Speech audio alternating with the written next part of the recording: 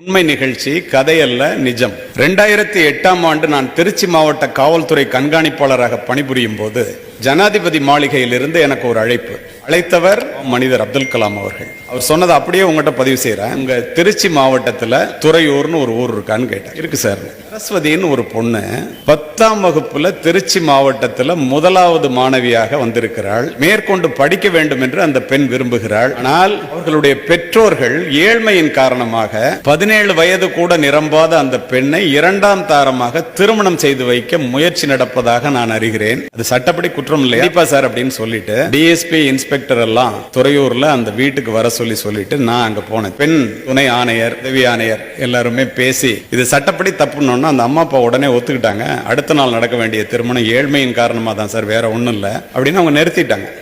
இடத்திற்கு சென்ற பிறகு நான் அவங்ககிட்ட கேட்டேன், அந்த பொண்ணுகிட்ட, நீ என்னமா படிக்கணும்னு நினைக்கிறேன்? கம்ப்யூட்டர் இன்ஜினியரிங் படிக்கணும்னு சொல்லி திருச்சியில ஒரு பெண்கள் கல்லூரியை என்னிடம் கூறியது. அங்க இருந்தே அந்த பிரின்சிபாலுக்கு பேசினேன். நான் அப்ளிகேஷன் போடலாமா, நான் மாவட்டத்தில் முதலாவதா வந்திருக்கு, அந்த பொண்ணுக்கு வந்து கம்ப்யூட்டர் இன்ஜினியரிங் சீட் ஒன்று வேணும். ஏன் நீங்களே பேசுறீங்க, இன்றைக்கு தான் லாஸ்ட் டேட் அட்மிஷன், நேரம் வந்துருங்க, மாலைக்குள்ள நான் அந்த பொண்ணு வருமா அட்மிஷன் கொடுத்துருங்கன்னு சொல்லிட்டு அந்த பொண்ணுகிட்ட கேட்டேன், சரஸ்வதி உன்னுடைய தேவைகள் ரெண்டும் நிறைவடைந்து விட்டது, உன்னுகிட்ட எனக்கு ஒரு கேள்வி இருக்குமா என்னன்னு கேட்டுச்சு.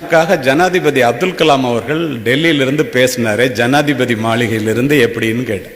பொண்ணு சொன்னுச்சு, ஐயா நான் 8வது படிக்கும் போது என்னுடைய ஆசிரியர்கள் வந்து என்ன கல்வி சுற்றுலா அழைச்சிட்டு போயிருந்தாங்க அண்ணாமலை யூனிவர்சிட்டிக்கு. இப்போ அணு விஞ்ஞானியா இருந்த அப்துல் கலாம் சார் வந்து அங்க உரையாற்றினார். பேசி முடிச்ச உடனே கேள்வி கேட்க சொன்னார். நான் எந்திரிச்சு ஒரு கேள்வி கேட்டேன், பெண்களினுடைய முன்னேற்றத்திற்கு அடிப்படை தேவை எதுன்னு கேட்டேன். கல்வி அப்படின்னு ஒரே வார்த்தையில சொல்லிட்டு உட்கார்ந்துட்டார். அன்றைக்கு புத்தகத்தை எடுத்த நான் அதுக்கப்புறம் அதை வைக்கவே நான் நினைக்கல. மாவட்டத்தில் முதல் மார்க் வாங்கினேன் 10வதுல. எங்க அம்மா அப்பாவே என்ன படிக்க வைக்கலன்னா என்ன பண்றதுன்னு தெரியல. திருமணத்துக்கு ஏற்பாடு பண்ணிட்டாங்க. ராத்திரி பூரா அழுதேன். காலையில எனக்கு விடை கிடைச்சிச்சு. யாரெல்லாம் கேள்வி கேட்டோமோ அவங்களுக்கு எல்லாம் அப்துல் கலாம் சார் வந்து ஒரு கார்டு கொடுத்தாரு. அதுல அவருடைய இமெயில் ஐடியும் அவருடைய போன் நம்பரும் இருந்துச்சு. நான் தான் சார் அப்துல் கலாம் சார்ட்ட காலையில 7 மணிக்கு போன்ல பேசினேன். நாங்கெல்லாம் வியந்து போயிட்டோம்.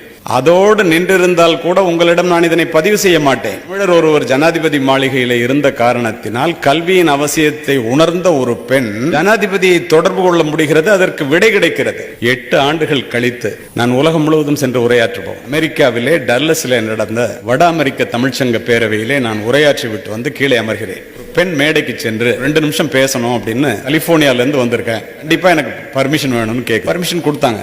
மைக்ரோசாப்ட் கம்பெனில வேலை பார்க்கிறேன். என்னுடைய ஒரு மாத சம்பளம் 3.5 லட்சம் ரூபாய். கணவர் இவர் தான், இவங்க தான் சொல்லி கிராமப்புறத்தை சேர்ந்த 2 அம்மா அப்பா மேல வர்றாங்க. எதுக்குமா சொல்றேன்னு நிகழ்ச்சி ஏற்பாட்டாளர்கள் சொல்றாங்க. பெண் என்னிடம், ஐயா கலியமூர்த்தி அவர்களே, என்னை நீங்கள் மறந்திருக்கலாம், மேதகு அப்துல் கலாம் அவர்களையும் உங்களையும் என் வாழ்நாளில் நான் மறக்கவே முடியாது. ஏனென்றால் நான் தான் துறையூர் சரஸ்வதி.